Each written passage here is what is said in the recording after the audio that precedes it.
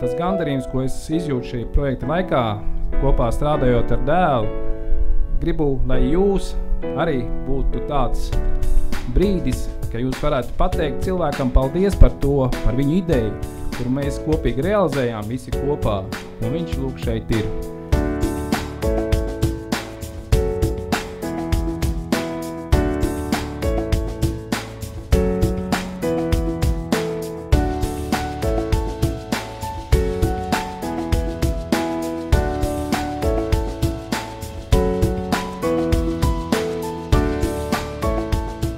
Un zinot Aivara deksmi un skatoties uz jauniekli Pēteri, kas ir pārņēmis, tas ir tas labākais, kas vispār cilvēkam var būt, ka viņš ir uzdrošinājies, radījis un redz arī turpinājumu visam.